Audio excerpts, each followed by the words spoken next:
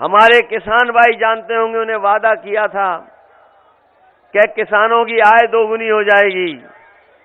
जहां जहां हम गए हैं किसानों से पूछा है कि बताओ किसान भाइयों, आपकी आय दोगुनी हो गई कि नहीं हो गई?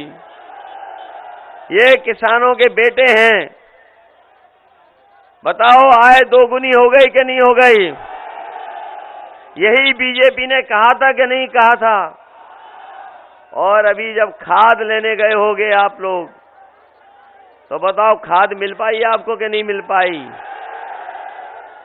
न खाद मिली, न कीटनाशक दवाई मिली, न डीएपी मिली। और अगर फसल आपने तैयार कर ली होगी तो उसकी कोई कीमत भी नहीं सरकार दे पाई। और ऊपर से कैसे कानून लागू हो रहे थे और कैसे कानून लागू हुए थे?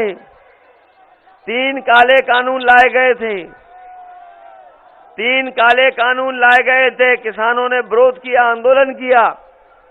हम बधाई देना चाहते हैं अपने किसान भाइयों को कि जिन्होंने संघर्ष कर करके सरकार को झुकाने का काम किया और सरकार को तीनों काले कानून वापस लेने पड़ गए। लेकिन 700 किसान शहीद हुए हैं। 700 से ज्यादा किसान शहीद हुए हैं। किसी की मदद नहीं की भारतीय जनता पार्टी ने। 700 से ज्यादा किसान शहीद हुए हैं, किसी की मदद नहीं हुई। समाजवादी पार्टी ने तय किया है कि किसानों के याद में किसान स्मारक के साथ साथ जिन किसानों के परिवारों की जान गई है, किसानों की जान गई है, उन परिवारों को 25 लाख रुपए से मदद करने का काम समाजवादी सरकार में होगा। ये हम किसानों को सुविधाएं देने जा रहे हैं।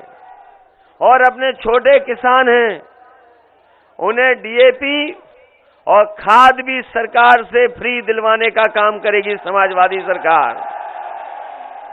और अगर हमें किसानों की फसल के लिए खरीदने के लिए अगर मंडी से लेकर के खरीद केंद्र बनाने पड़ेंगे, तो खरीद केंद्र बना करके हम अपने किसानों को एमएसपी दिलाने के लिए नियम बना करके उन किसानों की खरीद करने का काम करेंगे। हमारा किसान तो है ही तकलीफ परेशानी में महंगाई से। यहां भी डीजल पेट्रोल महंगा हो गया होगा। बताओ महंगा हो गया कि नहीं हो गया? 100 के पार हो गया नहीं हो गया? यही बीजेपी वाले कह रहे थे कि हवाई चप्पल वाले हवाई जहाज में चलेंगे। जब से डीजल पेट्रोल महंगा हुआ है, हमारे गरीबों की गाड़ी नहीं चल पा रही, मोटरसाइकिल नहीं चल पा रही।